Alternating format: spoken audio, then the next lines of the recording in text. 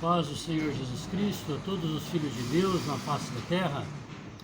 Aqui é o irmão Xavier do Projeto Vida. Nós estamos lendo a Bíblia, a Palavra de Deus, Novo Testamento, livro de 1 Pedro, capítulo 3, versículo 8. E, finalmente, sede todos de um mesmo sentimento. Isso não é fácil. Ou você acha fácil? Nós sermos de um mesmo parecer, de um mesmo sentimento. Somos pessoas diferentes, pensamos diferentes, entendemos diferentes, mas Deus, com a sua palavra, só Ele pode nos dar o mesmo sentimento na sua palavra. Nós só teremos o mesmo sentimento se todos nós lermos a Bíblia. Com certeza, nós teremos muitos sentimentos em comum. Compassivos, amando os irmãos, entranhavelmente, misericordiosos e afáveis. Profundo, né? Não é só ser misericordioso, mas entranhavelmente misericordiosos e afáveis. Quem que está sendo usado por Deus para falar essa palavra para mim e para você? O apóstolo Pedro, que não era nada disso aqui. Ele era tudo ao contrário. Apressado, violento, muitas coisas que nós olhamos no caráter de Pedro e nós nos identificamos com ele. Falamos, eu sou o Pedrão de hoje.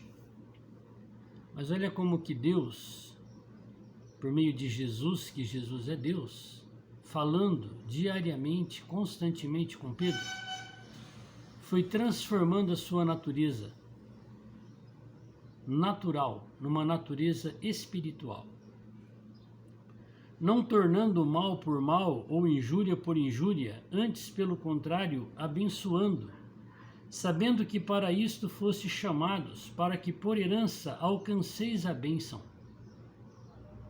É muito rico nós olharmos o apóstolo Pedro, com certeza aqui de bastante idade já, transmitindo essa palavra de Deus para nós, que Deus operou na vida dele, essa transformação. Porque quem quer amar a vida, e a vida da alma, e ver dias bons, refreia sua língua do mal, e os seus lábios não falem engano. O Senhor purificou Pedro, a língua de Pedro, Ele também pode purificar a minha. Aparte-se do mal e faça o bem, busque a paz e siga. Glória a Deus. Não se esqueça, Pedro não foi nada disso, mas ele foi transformado nisso que ele está falando. E o que é que nós estamos fazendo aqui? Ouvindo a mesma palavra que o apóstolo Pedro ouviu. Está escrita a palavra dele. E agora ele quer escrever no nosso coração. Porque os olhos do Senhor estão sobre os justos e os seus ouvidos atentos às suas orações, mas o nosso Senhor é contra os que fazem males. Pedro tinha essa experiência de saber que Deus abençoava quem fazia o bem, quem pagava o bem, quem pagava o mal com o bem. Ele sabia que andar no caminho do mal só leva à morte e destruição. E qual é aquele que vos fará mal se fordes zelosos do bem? Dificilmente, né? Se nós praticarmos o bem, as pessoas farão mal para nós.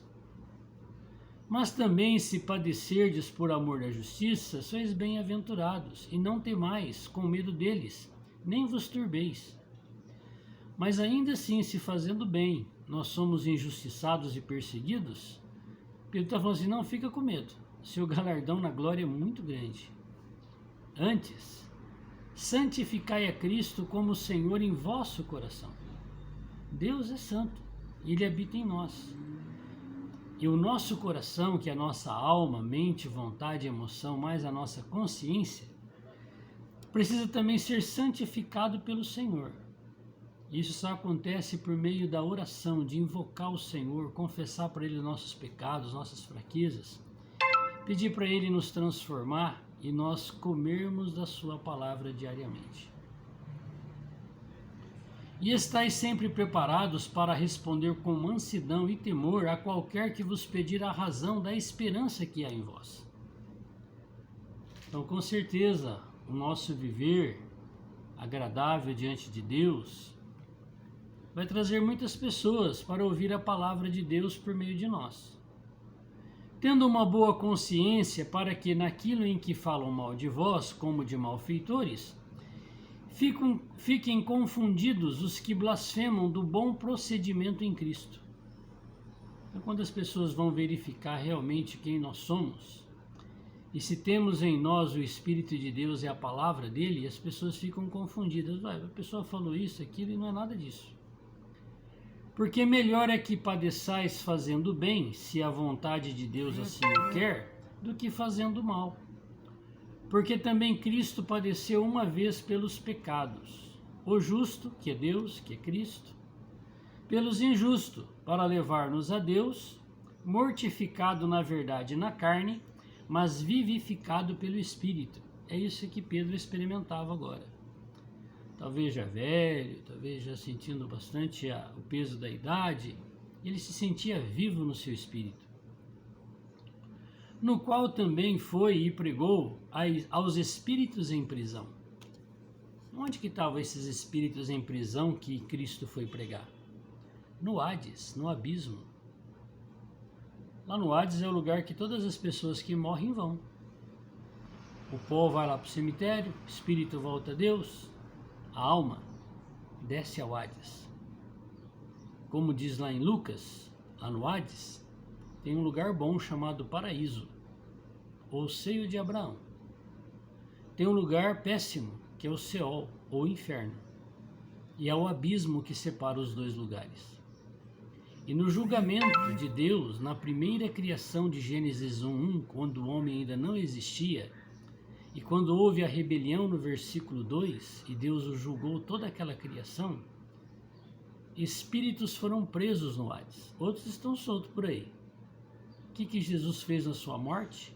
Desceu ao Hades, ao paraíso. Foi isso que ele falou para o ladrão da cruz: hoje mesmo você vai estar comigo no paraíso.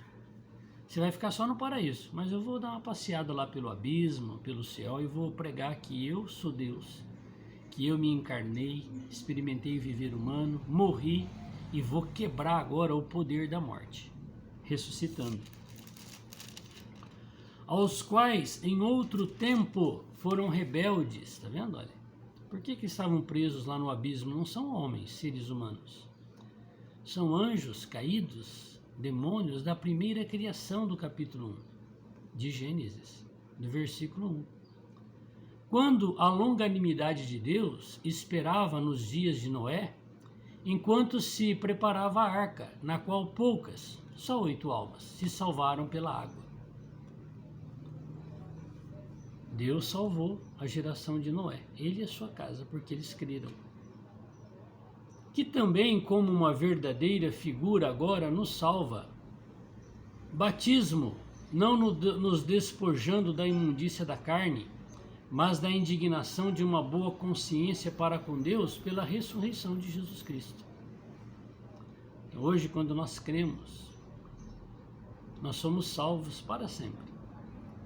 Se dermos um testemunho para o inimigo de Deus e toda a sua elite, que somos dele por meio do batismo nas águas, e formos fiéis, reinaremos no lugar deles, na volta de Cristo.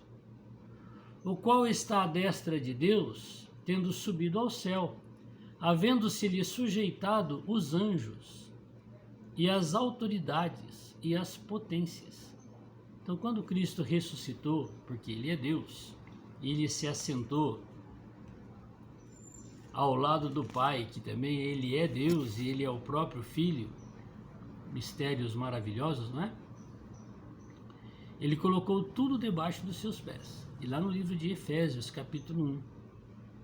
E ele, depois que fez esta obra que Pedro falou, julgando toda aquela elite que estava lá no abismo, ele entregou, quando ele ressuscitou, para a igreja, o corpo de Cristo, que é todo o povo de Deus.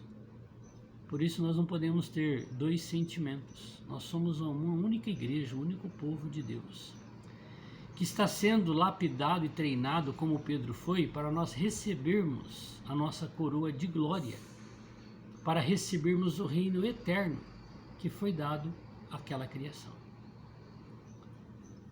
Obrigado, Senhor, porque Pedro, um analfabeto, um iletrado, ganhou de Ti tamanha clareza, revelação da Tua palavra, luz, entendimento, experiência e transformação de vida. E Ele nos deixou, Senhor, escrito, falado, a Tua palavra e os Teus mistérios, para que nós também, como Ele, nos tornemos pessoas santificadas, transformadas e vencedoras. Ajuda-nos, Senhor, a vivermos em Ti. Amém. Que Ele te abençoe. Vamos ser transformados como Pedro foi. Glória a Deus.